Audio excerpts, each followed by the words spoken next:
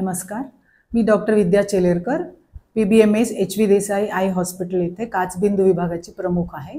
आपण आज काचबिंदू विषयी जाणून घेणार आहोत। मोतीबिंदूची माहिती सर्वसाधारण सगळ्यांना आहे। मोतीबिंदूचं ऑपरेशन केलं की नंतर नजर परत येते। काचबिंदू हा असा आजार आहे ज्यामध्ये मागची नस, डोळ्यांची मागची नस कमजोर होते डोळ्यांचा दाब वाढल्यामुळे, आणि जेव्हा नस कमजोर होते तेव्हा हळूहळू आपली दृष्टी कमी होते। साईडची दृष्टी, वरची खालची अशी दृष्टी कमी झाल्यामुळे अंधत्व येऊ शकतो। काचबिंदू बद्दल माहिती बऱ्याच जणांना नसते, कारण काचबिंदूची काही लक्षणं नसतात।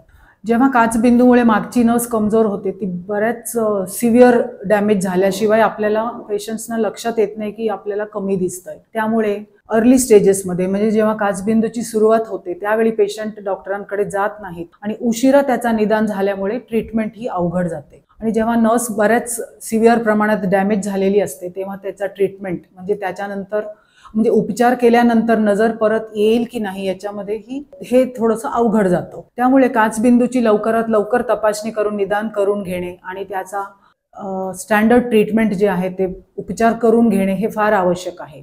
तर काचबिंदू कोणाला होऊ शकतो याची माहिती देते। साधारण वयाच्या 40 नंतरचे लोक, ज्यांना मायनस नंबर किंवा मोठा प्लस नंबर आहे, जे कुठल्याही आजारासाठी प्रदीर्घ काळ स्टेरॉइड्सचं सेवन करत असतील आणि ज्यांच्या घरामध्ये एखाद्या सदस्याला काचबिंदू झालेला आहे, अशा लोकांमध्ये काचबिंदू होण्याचं प्रमाण जास्त आहे। अशी लोक तर नक्कीच डोळे तपासून घ्यायला पाहिजेत। पण मी म्हणेन की 40 वर्षानंतर जसं आपण कुठल्याही हृदयरोगासाठी किंवा जनरल आपण हेल्थ चेकअप जे करून घेतो त्यामध्ये डोळ्यांची तपासणी, विशेषतः काचबिंदू आहे का नाही याच्यासाठी आपण विशेष तपासणी करून हे जाणून घेणं खूप आवश्यक आहे। आता काचबिंदूचा निदान झाल्यानंतर ह्याला उपचार आहे का अशी ही माहिती लोकांना माहीत नाहीये। नक्कीच उपचार आहे। उपचारांमध्ये सर्वप्रथम आपण ड्रॉप्स देतो, आय ड्रॉप्स असतात, ते डॉक्टरांनी सांगितल्याप्रमाणे आपल्याला नियमित टाकायचे आहेत आणि वेळोवेळी तपासणी, फेर तपासणीसाठी परत यावं लागतं। काचबिंदूचा निदान करण्यासाठी आपण काही टेस्ट वापरतो, ज्यामध्ये डोळ्यातला प्रेशर मोजला जातो, पेरिमेट्री नावाची एक टेस्ट केली जाते, पेरिमेट्री, गोनिओस्कोपी आणि OCT असे काही तपासण्या आहेत।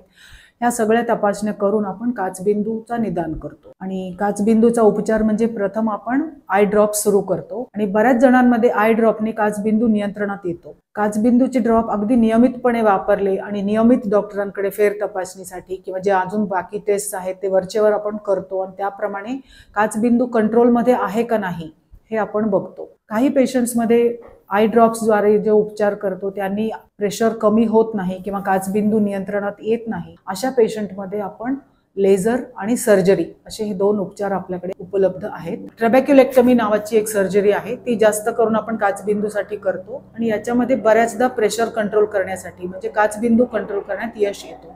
एक प्रकारचा काचबिंदू असाही आहे ज्यामध्ये डोळे दुखणे किंवा डोळ्यात वारंवार लालसर होणे, डोळे किंवा डोकं दुखणे, डोळ्यातनं पाणी येणे, प्रकाश सहन न होणे असे सिम्पटम्स आपल्याला दिसून येतात। याला आपण नॅरो अँगल ग्लॉकोमा म्हणतो। अशा स्थितीमध्ये आपण ड्रॉप सुरू करतो, शिवाय एक लेझर उपचार आहे ज्यांनी आपण या प्रकारच्या काचबिंदूला कंट्रोल करू शकतो।